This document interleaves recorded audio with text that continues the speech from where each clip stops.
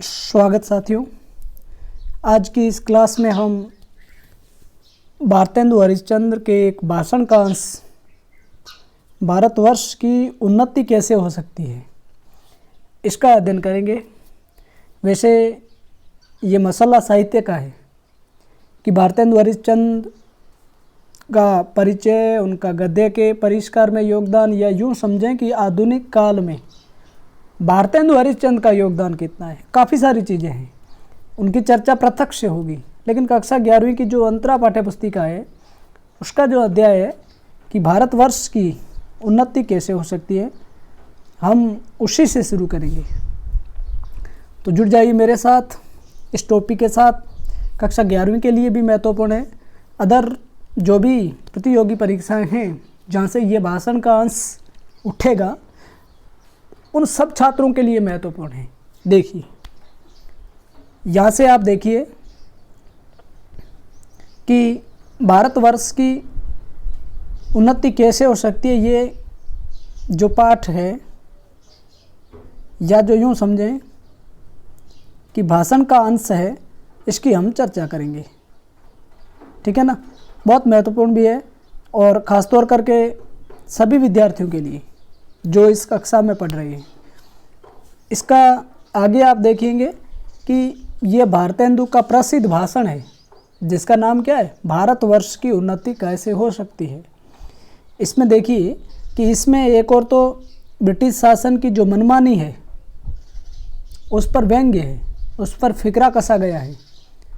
तो दूसरी ओर अंग्रेज़ों के परिश्रमी स्वभाव के प्रति आदर भी है, यानी कि एक और अंग्रेज मनमानी करते हैं, उस पर प्रश्न खड़ा किया है, उस पर व्यंग्य कसा गया है। तो दूसरी ओर उनकी जो परिश्रमी स्वभाव है, उनका जो काम करने का दृष्टिकोण है, उसके प्रति एक ऑनर, एक आदर भारतेंदु के इस पाठ में व्यक्त हुआ है।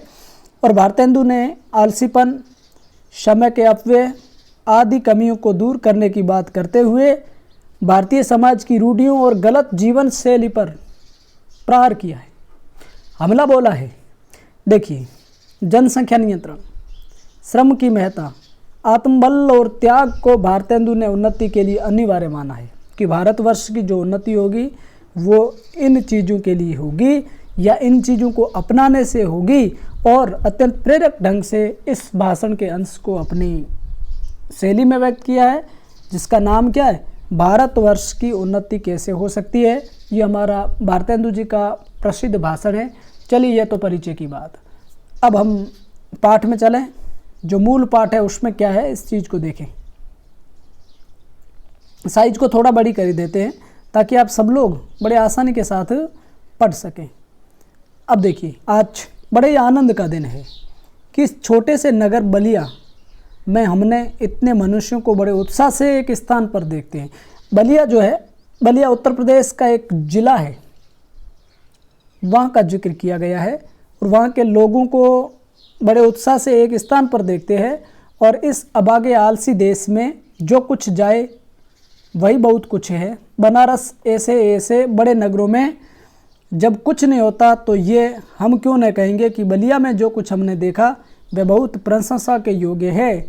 और इस उत्साह का मूल कारण जो हमने खोजा, तो प्रकट हो गया कि इस देश के भाग्य से आजकल यहाँ सारा समाज ही ऐसा एकत्र है। यानी कि बलिया या बनारस या उस समय जो ब्रिटिश सरकार की व्यवस्था है उसको लेकर के, या यूँ समझें कि ब्रिटिश सरकार की कानून व्यवस्था और ब्रिटिश सरकार के लोगों की कार्यशैली को लेकर के हमारा या हमारे देश की कार्यशैली के बीच में एक कंपेयर की गई है, एक तुलना की गई है। जहाँ रॉबर्ट साहब बहादुर जैसे कलेक्टर हो, वहाँ क्यों न ऐसा समाज हो। ये रॉबर्ट साहब बहादुर वहाँ के कलेक्टर कहाँ के, बलिया के। जिस देश और काल में ईश्वर ने अकबर को उत्पन्न किया था, उसी में अबुल फजल, बीरबल और टोडरमल को भी उत्पन्न किया। यानी कि ये जो है अकबर के नवरत्नों में से एक है। यहाँ रॉबर्ट साहब अकबर है, तो मुंशी चतुर्भुज शाह है, मुंशी बिहारी लाल साहब आदि अबुल फजल और टोडरमल है। यानी कि मुगल काल में अकबर के शासनकाल की तुलना, या यूँ समझें कि यहाँ जो रॉबर्ट साहब बलिया के कलेक्टर है और उनके जो भी नवरत्न है उनकी तुलना अकबर के समाज से या अकबर के शासन व्यवस्था से की जा रही है। हमारे हिंदुस्तानी लोग तो रेल की गाड़ी है, यद्यपि फर्स्ट क्लास, सेकंड क्लास आदि गाड़ी बहुत अच्छी अच्छी और बड़े बड़े महसूल की इस ट्रेन में लगी है, पर बिना इंजन ये सब नहीं चल सकती। वैसे ही हिंदुस्तानी लोगों को कोई चलाने वाला हो तो ये क्या नहीं कर सकती। देखिए कि हिंदुस्तानी लोगों को रेलगाड़ी है, यानी कि उनका जो इंजन है वो कोई और है। जैसा कि ब्रिटिश सरकार में रॉबर्ट साहब का एक प्रकार से नज़ीर या नमूना पेश किया जा रहा है कि वो इस तरह से संचालन करवाते हैं, तो हिंदुस्तानी लोगों का भी बताया है कि वो लोग भी रेलगाड़ियाँ और इंजन जो है वो चलाने वाला हो तो ये सब कुछ कर सकते हैं। इनसे इतना कह दीजिए का चुप शादी रा बलवाना। फिर देखिए कि हनुमान जी को अपना बल कैसे याद आ जाता है, यानी कि बलशाली चुपचाप कैसे रहता है। उनको अपना काम करना चाहिए, उन्हें काम करने के लिए कोई रोक नहीं सकता। तो एक प्रकार से हनुमान जो है उनमें भी हमने देखा कि शक्ति तो थी, लेकिन उसको जागृत करने का काम करने वाले जो है वो एक इंजन के रूप में काम करते हैं। अब देखिए, सो बल कौन याद दिलावे, या हिंदुस्तानी राजे महाराजे या नवाब रईस या हाकिम। राजे महाराजे को अपनी पूजा भोजन झूठी गप से छुट्टी नहीं। जो राजा महाराजा है उनके लिए वक्त नहीं। हाकिमों को कुछ तो सरकारी काम घेरे रहता है, कुछ बोल घुड़दौड़ थिएटर अखबार के समय जग गया। यानी कि इस तरह से राजा महाराजाओं का, हाकिमों का, और कुछ समय बचा भी तो उनको क्या गर्ज है कि हम गरीब गंदे काले आदमियों से मिलकर अपना अनमोल समय खोवें। यानी कि वो नहीं चाहते कि हिंदुस्तान का या इस मिट्टी का सामान्य से सामान्य व्यक्ति अपने जीवन स्तर को ऊंचा उठाए, मतलब ये लोग नहीं चाहते थे। फिर आप देखिए, बस वही मसल हुई, तुम्हें गैरों से कब फुर्सत, हम अपने गम से कब खाली, चलो बस हो चुका मिलना, न हम खाली न तुम खाली।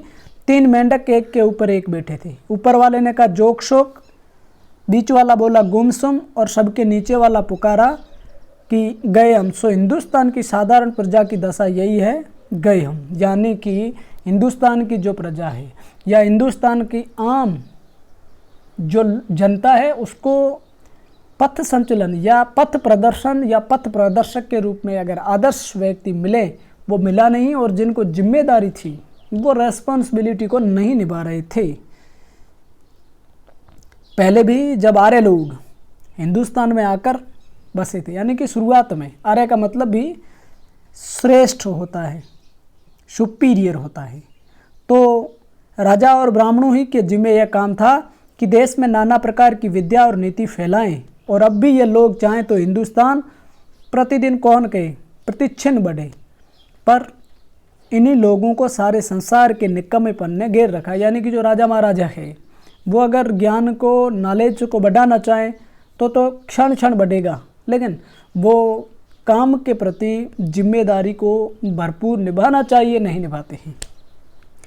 बोधारो मत्सरग्रस्ता अभाव स्मर दूषिता, हम नहीं समझते कि इनको लाज भी क्यों नहीं आती कि उस समय में जब इनके पुरुषों के पास कोई भी सामान नहीं था, तब उन लोगों ने जंगल में पत्ते और मिट्टी की कुटियों में बैठकर बांस की नालियों से जो ताराग्रह आदि वेद करके उनकी गति लिखी है, वह ऐसी ठीक है कि 16 लाख रुपए की लागत की विलायत में जो दूरबीनें बनी हैं उनसे उन ग्रहों को वेद करने में भी वही गति ठीक आती है।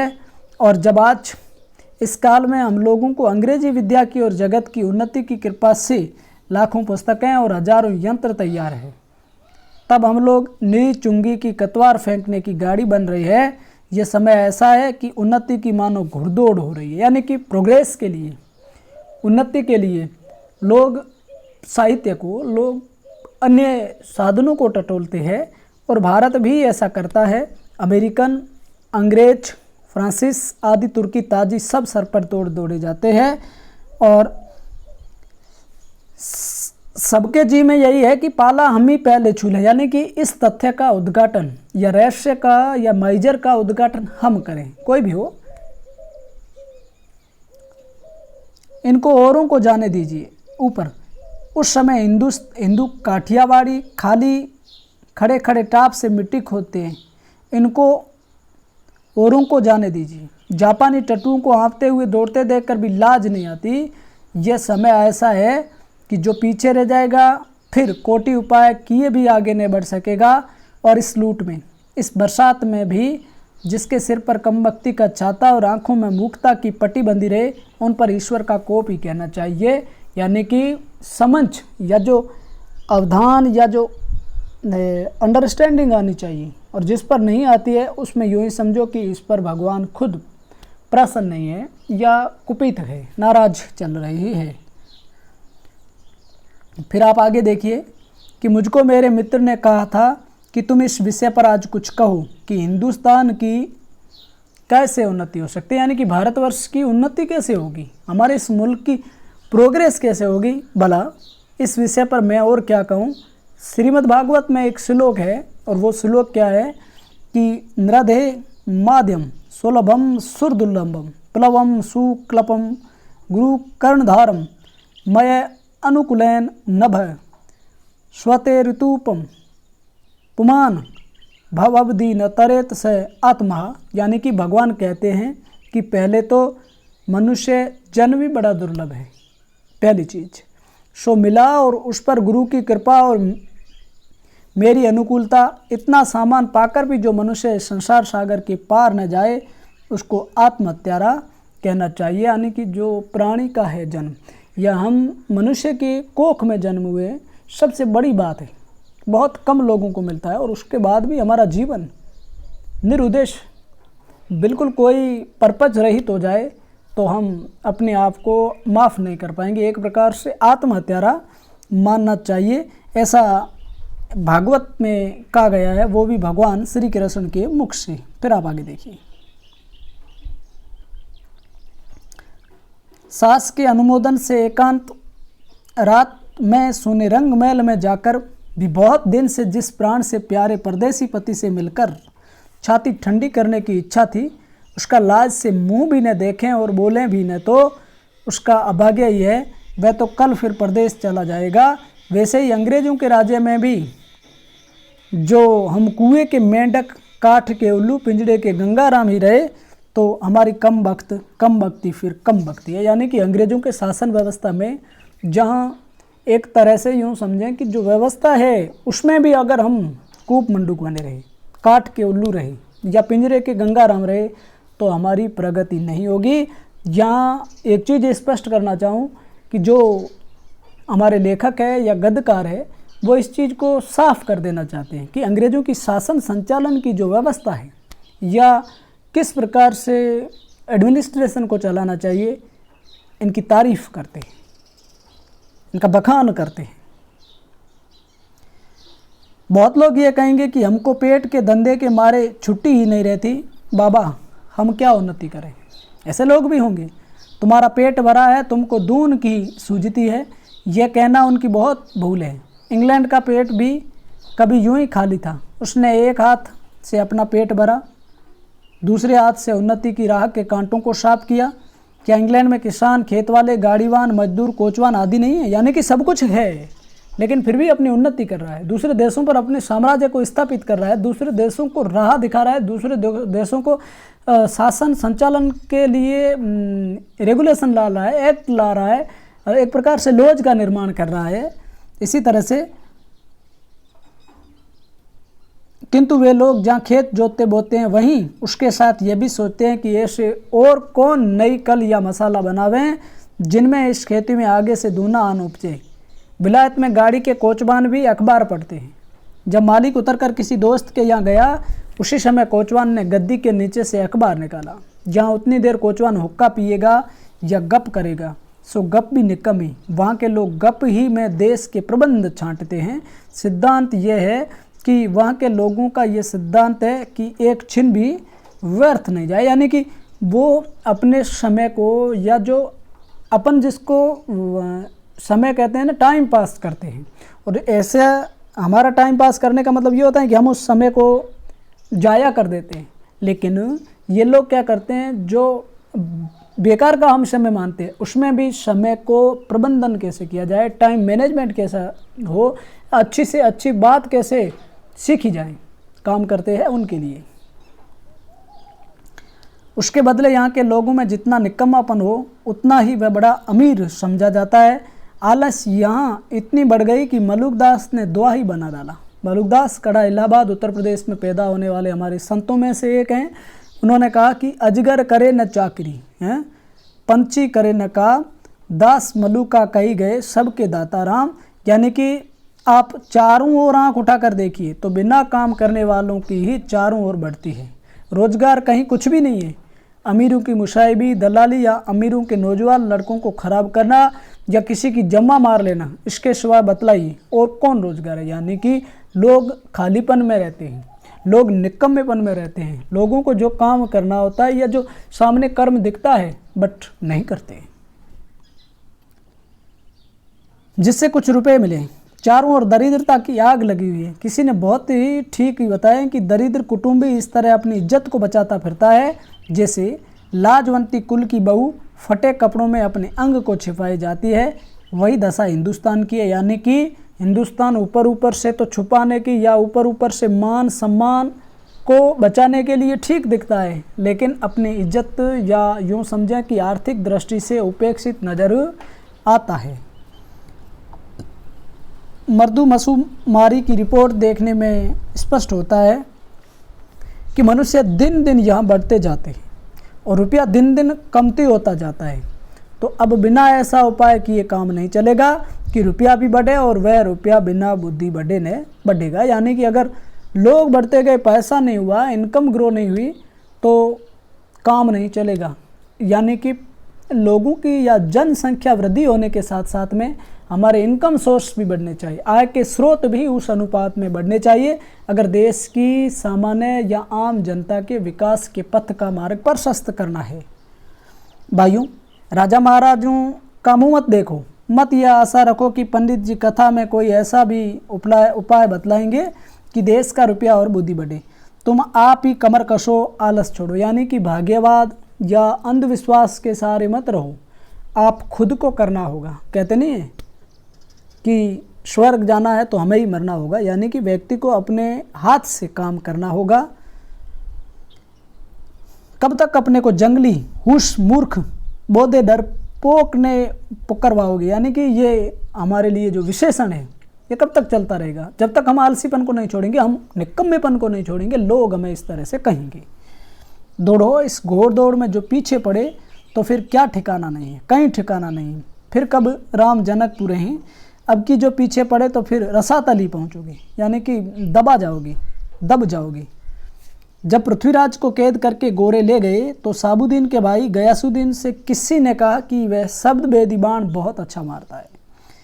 एक दिन सभा नियत हुई और 7 लोहे के तावे बाण से फोड़ने को रखे गए।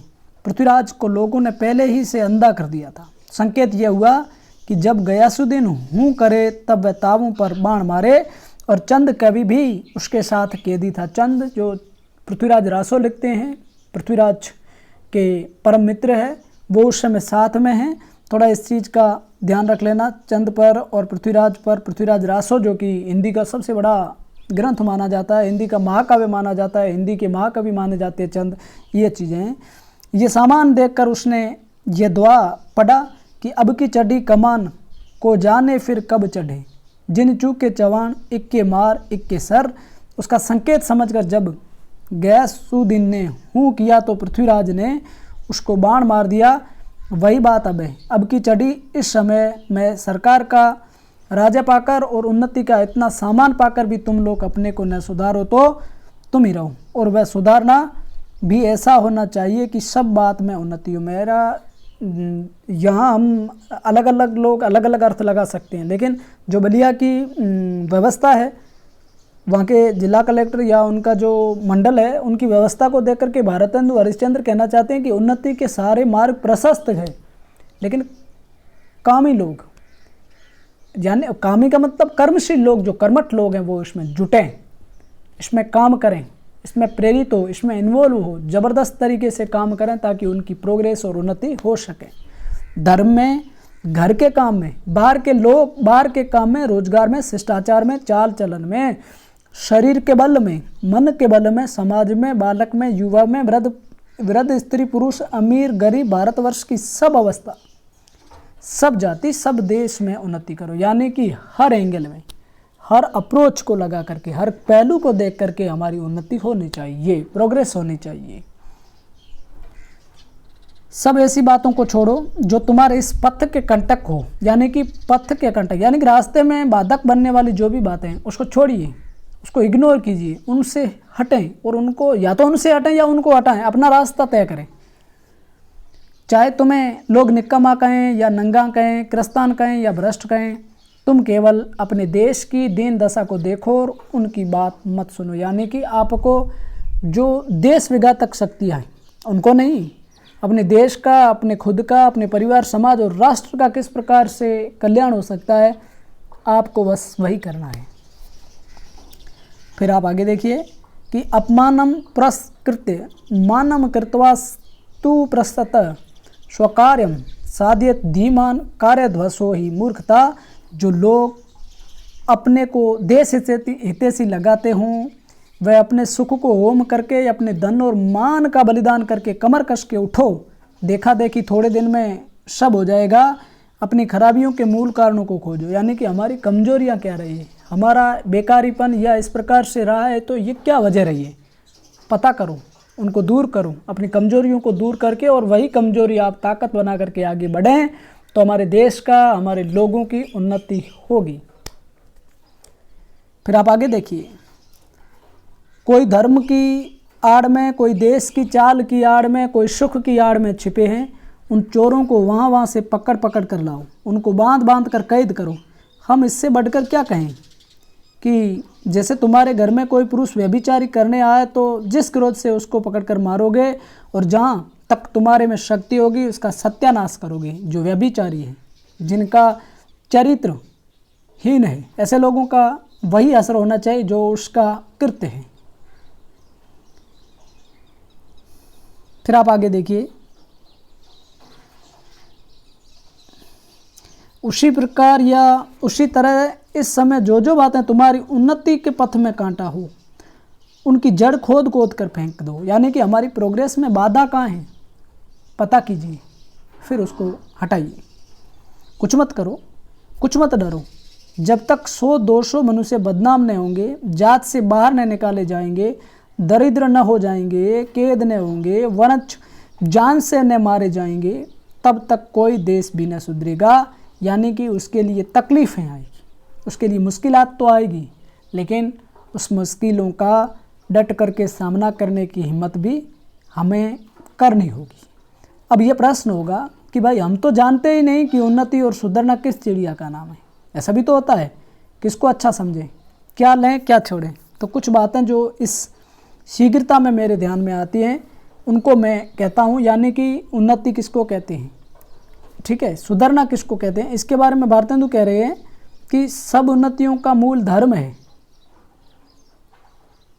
इससे सबसे देखिए, सब उन्नतियों का मूल कौन सा है, ऐसा प्रश्न पूछा जा सकता है ना, पूछा जा सकता है कि नहीं पूछा जा सकता, बिल्कुल पूछा जा सकता है। और ऐसे कई सारे प्रश्न पूछे जा सकते हैं।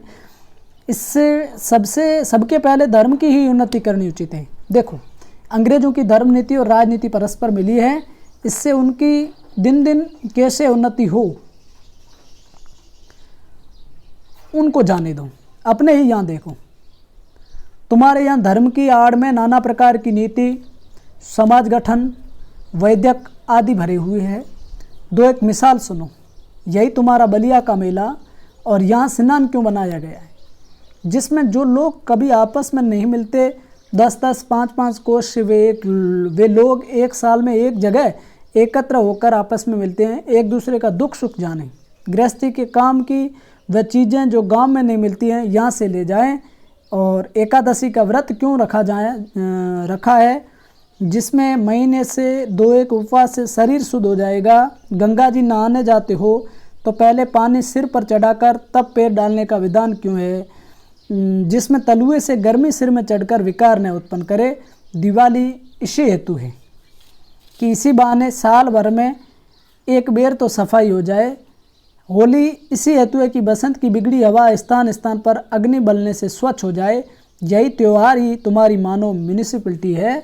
यानी कि यहाँ जो बातें हैं जो हमारे धर्म से संबंध रखती हैं, चाहे होली हो, चाहे दीपावली हो, चाहे गंगा स्नान हो, चाहे कोई भी हो, यहाँ पता करो कि ये जो चीज़ें हैं इनके पीछे कहीं ना कहीं लॉजिक काम करता है। दीपावली है तो कम से कम, वैसे बात अलग है, लेकिन एक बार सफाई तो हो जाती है सारे घरों की, क्योंकि भगवान राम की मिलने की या उनके आगमन की आतुरता के कारण हम घर को एकदम साफ कर देते हैं। तो इसके पीछे स्वच्छता का संदेश हो सकता है। जैसे होली की बात करें या किसी अन्य पर्व की बात करें तो इसको समझें। अब आप आगे देखिए, ऐसे ही सब पर्व, सब तीर्थ वृत्त आदि में कोई हिकमत है, राज है, उपाय है, कोई न कोई उसके पीछे बात है। उन लोगों ने धर्म नीति और समाज नीति को दूध पानी की भांति मिला दिया।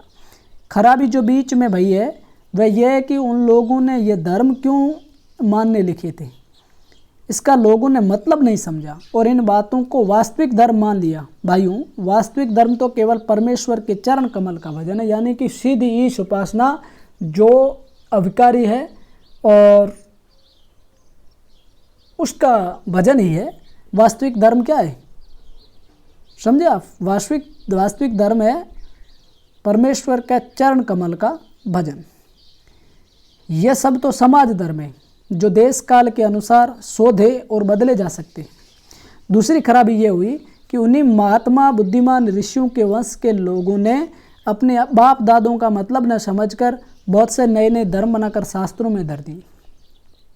बस सभी तिथिव्रत और सभी स्थान तीर्थ हो गए। सो इन बातों को अब एक बेर आंख खोल कर देख और समझ लीजिए। बेर यानी कि बार, ठीक है, आवृत्ति, कि फलानी बात उन बुद्धिमान ऋषियों ने क्यों बनाई और उनमें देश और काल के जो अनुकूल और उपकारी हों उनको ग्रहण कीजिए। बहुत सी बातें जो समाज विरुद्ध मानी हैं किंतु धर्मशास्त्रों में जिनका विधान है उनको चलाइए, जैसे जहाज का सफ़र, विधवा विवाह आदि। लड़कों को छोटेपन ही में ब्याह करके उनका बल, वीर्य, आयुष सब मत घटाइए। आप उनके माँ बाप हैं या उनके शत्रु, वीर्य उनके शरीर में पुष्ट होने दीजिए, विद्या कुछ पढ़ लेने दीजिए, नौन तेल लकड़ी की फिक्र करने की बुद्धि सीख लेने दीजिए। यानी कि छोटे छोटे बच्चों का ब्याह करना, उनका इस तरह से उनकी समझ डेवलप नहीं होती है, उनका सामाजिकता का दायरा नहीं बढ़ता है, तो उनको पहले इस तरह के कामों में नहीं लगाएं, तब उनका पैर काठ में डालिए। आगे देखिए, आगे क्या है कि कुलीन प्रथा, बहुविवाह आदि को दूर कीजिए। ज़्यादा विवाह करना, कुलीन परंपराएं हैं, इन चीज़ों को छोड़िए। जो चीज़ें सही हैं उनको ग्रहण कीजिए, बाकी कई सारी चीज़ें गलत हैं जो परंपरागत रूप से चली आ रही हैं, उसको त्यागने में फ़ायदा है। लड़कियों को भी पढ़ाइए, किंतु उस चाल से नहीं जैसे आजकल पढ़ाई जाती है, जिससे उपकार के बदले बुराई होती है। ऐसी चाल से उनको शिक्षा दीजिए। किस चाल से? कि वे अपना देश और कुल धर्म सीखें, पति की भक्ति करें और लड़कों को सहज में शिक्षा दें। वैष्णव, शाक्त इत्यादि नाना प्रकार के मत के लोग आपस का वेर छोड़ दें। ये समय उन झगड़ों का नहीं। हिंदू, जैन, मुसलमान सब आपस में मिलिए। जाति में कोई चाहे ऊंचा हो चाहे नीचा हो, सबका आदर कीजिए। सबके प्रति सम्मान का भाव होना चाहिए। जाति, धर्म, वर्ग ऊंचा नीचा बनाया है तो हमने बनाया है, लेकिन सब लोग विधान के अनुसार सम्मान है और जो जिस योग्य हो उसको वैसा मानिए। छोटी जाति के लोगों को तिरस्कार करके उनका जी मत तोड़िए। सब लोग आपस में मिलिए। फिर आप आगे देखिए, मुसलमान भाइयों को भी उचित है कि इस हिंदुस्तान में बसकर वे लोग हिंदुओं को नीचा समझना छोड़ दें। ठीक भाइयों की भांति हिंदुओं से बर्ताव करें। ऐसी बात जो हिंदुओं का जी दुखाने वाली हो न करें। घर में आग लगे तब जिठानी देरानी को आपस का डाह छोड़कर एक साथ वह आग बुझानी चाहिए। यहाँ जो ये बात है पूरे पेरे में, इसमें यही है कि हिंदू मुसलमान में भाईचारा हो, समरसता हो, यानी कि एक देश में रहते हैं। फिर हमारी जाति, ये वो धर्म वगैरह नहीं होता है। हम एक देश के नागरिक हैं तो सब बराबर हैं, सब भाई हैं। आगे देखिए, जो बात हिंदुओं को नहीं मयसर है वह धर्म के प्रभाव से मुसलमानों को सहज प्राप्त है। उनमें जाति नहीं, खाने पीने में चौका चूल्हा नहीं, विलायत जाने से रोक टोक नहीं, फिर भी बड़े ही सोच की बात है। मुसलमानों ने अभी तक अपनी दशा नहीं सुधारी। अभी तक बहुतों को यही ज्ञान है कि दिल्ली लखनऊ की बादशाहत कायम है। यारों वे दिन गए, अब आलस हठधर्मी ये सब छोड़ो, चलो हिंदुओं के साथ तुम भी दौड़ो, एक एक दो होंगी, पुरानी बातें दूर करो। मीर हसन की मसनवी और इंदर सभा पढ़ाकर छोटेपन ही से लड़कों को सत्यानाश मत करो। होश संभाला नहीं कि पट्टी पार ली, चुस्त कपड़ा पहना और गजल गुनगुनाई। शौक तिफली से मुझे गुल की जो दीदार का था, न किया हमने गुलिस्ता का सबक याद कभी। भला सोचो कि इस हालत में बड़े होने पर वे लड़के क्यों न बिगड़ेंगे। अपने लड़कों को ऐसी किताबें छूने भी मत दो, अच्छी से अच्छी उनको तालीम दो। पेंशन और वजीफ़ा या नौकरी का भरोसा छोड़ो, लड़कों को रोज़गार सिखलाओ, विलायत भेजो। यानी कि यहाँ भारतेंदु बस यही कहना चाहते हैं कि बच्चों को साक्षर बनाओ, बच्चों को अच्छी से अच्छी शिक्षा दो, ताकि आने वाले समय में बच्चे अपने राष्ट्र का, परिवार का नाम रोशन कर सकें। छोटेपन से मेहनत करने की आदत दिलाओ, सौ महलों के लाड़ प्यार दुनिया से बेखबर रहने की रहमत दिखलाओ। भाई अब देखिए भाई हिंदू, तुम भी मतांतर का आग्रह छोड़ो, अलग अलग मतांतर है इससे दूर रहो, आपस में प्रेम बढ़ाओ, इस महामंत्र का जाप करो। जो हिंदुस्तान में रहे, चाहे किसी रंग जाति का क्यों न हो, वह हिंदू की सहायता करो। बंगाली, मराठा, पंजाबी, मद्रासी, वैदिक, जैन, ब्राह्मण, मुसलमान, सब एक का पकड़ो। यानी कि ये लोग सब लोग मिलें, कारीगरी जिसमें तुम्हारे यहाँ बढ़े, तुम्हारा रुपया तुम्हारे देश में रहे, वे करो। देखो जैसे 1000 धारा होकर गंगा समुद्र में मिली है, वैसे ही तुम्हारी लक्ष्मी 1000 तरह से इंग्लैंड, फ्रांसीस, जर्मन, अमेरिका को जाती है। यानी कि हमारी मुद्रा, हमारा रुपया पैसा, हमारा सब कुछ दूसरे देशों में जाता है कि हम लोगों के हाथ बंधे हुए नहीं हैं, हाथ जुड़े हुए नहीं हैं, हमारे हाथ अलग अलग है। यानी कि हम एक न होकर अलग है। फिर देखो जरा अपने को ही देखो, तुम जिस मार्किन की धोती पहने हो वह अमेरिका की बनी है, जिस लंकीलाट का तुम्हारा अंगा है वह इंग्लैंड का है, फ्रांसीस की बनी कंघी से तुम सिर झाड़ते हो और जर्मन की बनी चर्बी की बत्ती तुम्हारे सामने बल रही है, जिसको फानूस कहते हैं। यह तो वही मसल हुई कि एक बेफिक्रे मंगनी का कपड़ा पहनकर किसी महफिल में गए। कपड़े को पहचान कर एक ने कहा, अजी ये अंगा तो फलाने का है। दूसरा बोला, अजी टोपी भी फलाने की है। तो उन्होंने हंसकर जवाब दिया कि घर की तो मूछें ही मूछें हैं। हाय अफसोस, तुम ऐसे हो गए कि अपने निज के काम की वस्तु भी नहीं बना सकते। भाइयों अब तो नींद से चौंको, अपने देश की सब प्रकार से उन्नति करो। यानी कि हमारे देश में प्रतिभा है, हमारे देश के लोगों में मेधा है। उस मेधा और प्रतिभा को संयोजित कर और स्वनिर्मित वस्तु तैयार करें, उनका न केवल हम उपभोग करें बल्कि दुनिया के देश देशांतर में भेजकर हमारे देश की उन्नति की जा सकती है। ऐसा भारतेंदु हरिश्चंद्र कहते हैं। जिसमें तुम्हारी भलाई हो वैसी ही किताब पढ़ो, वैसे ही खेल खेलो, वैसे ही बातचीत करो। परदेसी वस्तु और परदेसी भाषा का भरोसा मत रखो।